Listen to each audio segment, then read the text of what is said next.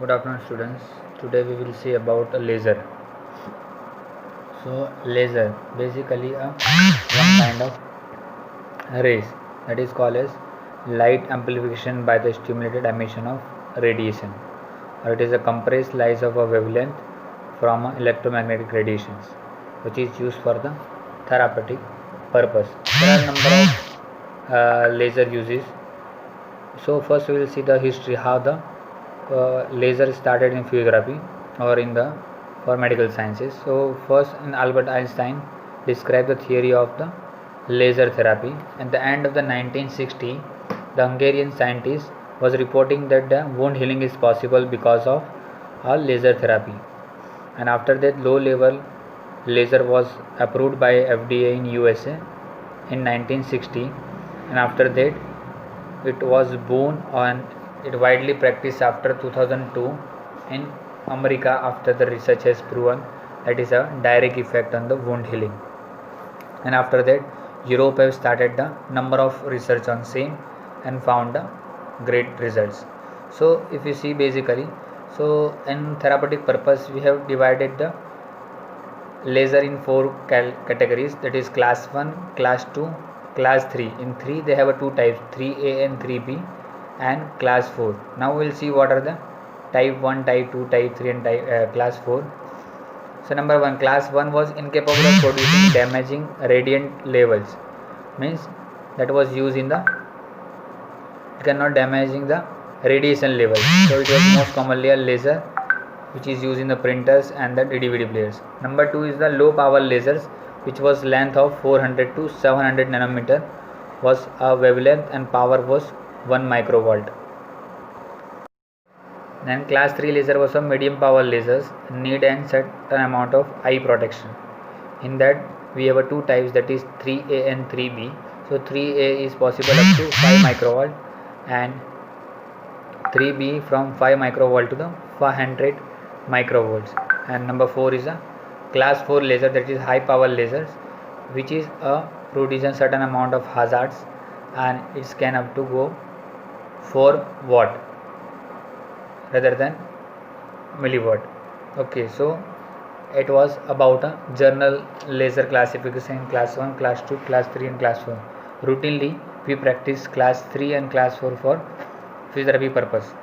Now other than the physiotherapy purpose, laser is used in different types like surgical lasers, hard lasers, thermal lasers, energy lasers, which is a type of a high laser which is used in a different industrial purpose.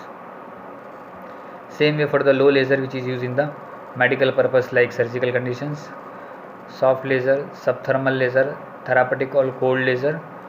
Okay, these are the type of a low type of lasers which is used for a different purposes in the medical sciences. Now we will see how this laser is getting generated. So what are the procedures or generators of the lasers are? Number 1 is a power supply, that energy will supply to the and it will be delivered up to the 10,000 watt or 100 milliamperes, and which will be converted into the laser by the certain amount of the medium, either is a gas medium, solid medium or a liquid medium. So whatever the high voltage of the electricity or electric power has been supplied, which will convert through these mediums and producing or emitting the lasers which can be used for the therapeutic purposes. Low level laser is most commonly used in a practice because it is a pain free or non-invasive and it is affordable also, which is throughout the nation it is practiced for the healing purposes. Okay, so it will have a certain amount of effect that is called as the photobiomodulation effect. Okay, so any kind of lasers have a two kind of effects which is considered as the photobiostimulative and photobioinhibitive. So the low level of laser is having both the effects, which is work on the principles of Archimedes law. So the Archimedes law state of the biomodulation interferes that low level doses of photic energy will stimulate the biological process in the tissue with the higher doses of photic energy and will inhibit the biological process in the tissue.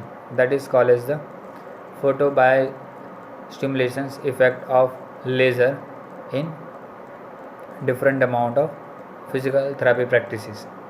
Now the power supply. Already we have seen the power supply can be around 10,000 watt or 100 of amperes, and which is passing through the either of different generators, either through the gas mediums, solid mediums or liquid medium, and it will gain the electric energy and going to the higher orbit, releasing the some energy and coming back to the normal orbit. And this is the how the complete optical resonant cavity or optical process will be used to produce the lasers inside the cabinet. Okay, so that is are the how the productions of the lasers will be done. There are different kind of lasers like helium neon lasers, photon lasers, like that we will see in detail. Now we will see the basic physical properties of laser.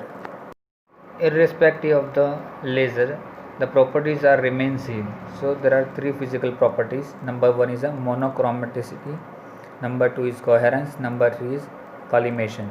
So what is monochromicity? So monochromicity means laser light is concentrated in the narrow range of wavelength, same wavelength and same color. Okay, irrespective either it is in a single beam or in a cluster, here same wavelength and it will be same color. It's not like that some rays will be red or some red will be blue or some red will be greenish, like that. So it's the same length and same color will be maintained. That is called monochromaticity. Number two will be coherence. All the photons emitted in the one phase, same time and same distance. It's not like that some rays have a certain different wavelength and certain have a different wavelength. All photons emitted in the generators will have a same wavelength and same distance and same time. Number three will be the collimation or directionally. So it will be always in a one direction and it will never spread. Okay, like normally whatever the lasers, it will be have a same direction or one direction only. So it will be focus and it will be leaving the same point. All the same point have a same effect of the photon or laser has been produced from the different amount of generators. So this is the three physical properties of laser. Number one is a monochromaticity, number two is a coherence, number three is collimation. So monochromaticity is a same direction, same wavelength and same color. Coherence means the same time and same distance, and collimation means same direction, focusing on a single point rather than spread around the areas. Either is a single laser, a point laser, or a cluster lasers. Now we will see how this has been classified. So basically classifies according to the nature of the material which has been used as a medium, according to the intensity, and according to the hazards. There are three type of classification of laser is available. So according to the nature which has been used between the two reflecting surfaces are known as, number one will be the crystal lasers, or it is also called as a solid laser. Here the ruby crystal will be used along with the aluminum oxide and chromium. So that is called as the ruby crystal laser. Number one will be the Nd:YAG lasers. Nd:YAG means neodynamic crystal is embedded in the tritium aluminum garnet. Okay, that is called Nd:YAG lasers. These are the crystal laser or solid lasers. Now the number two is a gas laser, which is most commonly used in physiotherapy department. That is helium neon laser. Number two is argon laser. Number three is carbon dioxide laser. So these are the gas lasers. Other one will be the semiconductor or diode lasers, which use the gallium arsenide.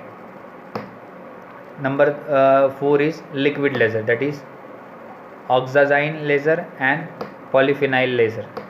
Number 5 will be the chemical laser. This laser with high intensity, not used therapeutically but used in the industrial production. Okay, so most commonly we have divided in either in the solid, liquid, semiconductor, liquid as well as chemical lasers. These are the 5 types of the laser according to which material has been used in the type of laser. Next will be the types will be according to intensity. So it will be high laser and low laser. So high laser will be including that it have a more of the thermal effect, while low laser will have a less intensity, so it will have a less effect, or it will be called as a cold laser. According to the hazards, depends on the what kind of hazards we are using. So already we have seen that is a class 1, class 2, class 3 and class 4. So in class 1 you have a less than 0.5 microvolt, class 2 less than 1 microvolt, class 3 1 microvolt to 500 microvolt, and class 4 is more than 500 microvolt.